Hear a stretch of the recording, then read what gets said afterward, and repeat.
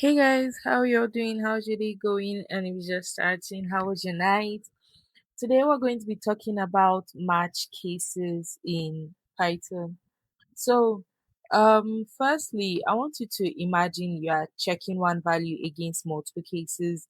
You'll usually approach it using if, elif, else statement, but you'll find yourself repeatedly calling and matching the subject against said variable.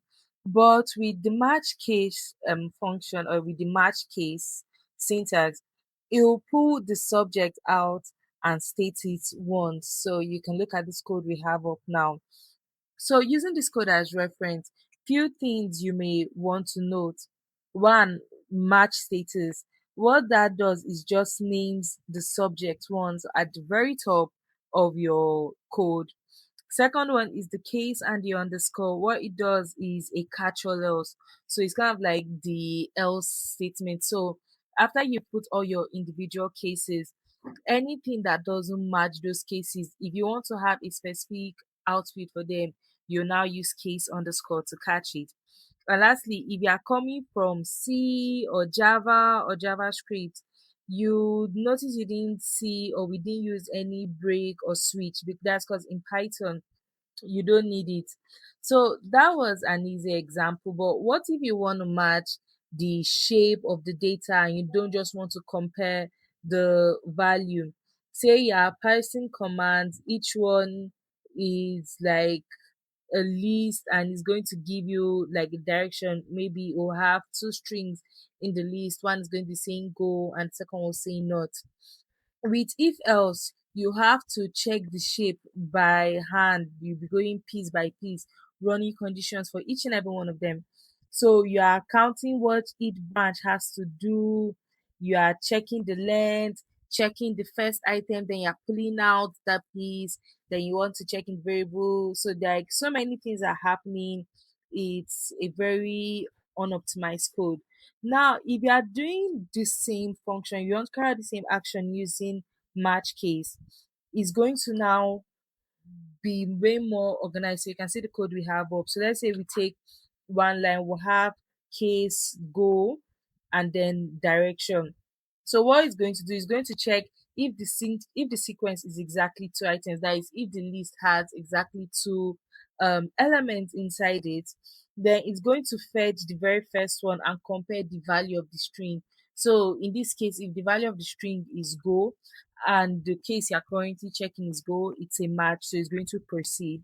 Then it's going to say if so, call the second item, that is the direction. So you're just going to find whatever the second item of your list is, in this case not, and it's going to assign that as the direction. So all three must pass or the case doesn't match. But there's now a concept I want to introduce you to, which tends to have people a bit confused. So you have match A, case B. So whenever you see this, just know that B is reassigned the value of A. So if you match against a variable and you run a direct case against another variable, it reassigns the match variable in the case variable, and whatever statement the case holds is automatically run. It doesn't matter.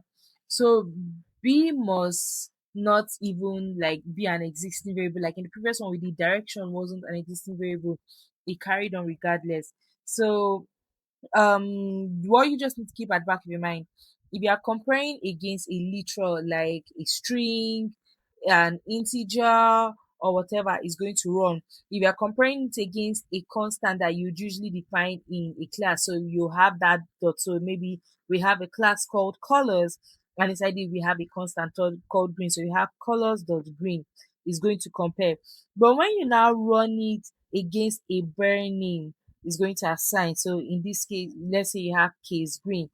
An example you want to look at is this one we have on screen, where we have green is equals to green, color is equals to red, match color, case blue, case green, print match green. At that point in the line where we have case green, green is a variable and is just a bare name. So what is happening now? Green, that variable, is now reassigned. So the value in green is no longer going to be green, the string. It's now going to be red, the string. So when you run print green is now green, it's going to print red because that is the value that that variable now holds. Last now to talk on guard. So a pattern checks the shape, it checks the literal values, it just compares it checks like based on, but it doesn't handle comparisons.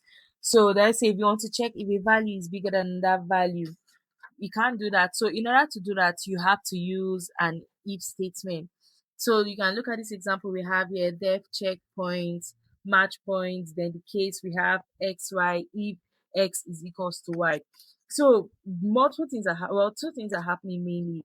Firstly, we're going to check the sequence, your normal match case that we're already used to. We're going to check, is this a sequence of two elements? So yes, it is. Then if it's a sequence of two elements, we now want to compare that those two elements share the same value, then we cannot print on the diagonal. If not, it's going to just like ignore it if the case is not mad. And one public service announcement that you should keep at the back of your head: if um if the like you can see here, we have case xy if x is equals to y. We also be able to have case xy.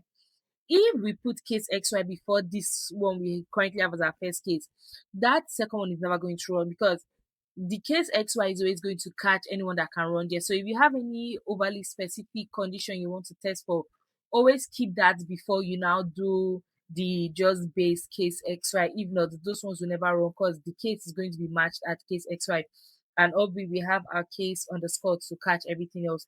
But yeah, I hope this was able to explain match cases to you. If you have any question, let me know in the comment section below. And I'll see you guys in the next video. Bye guys.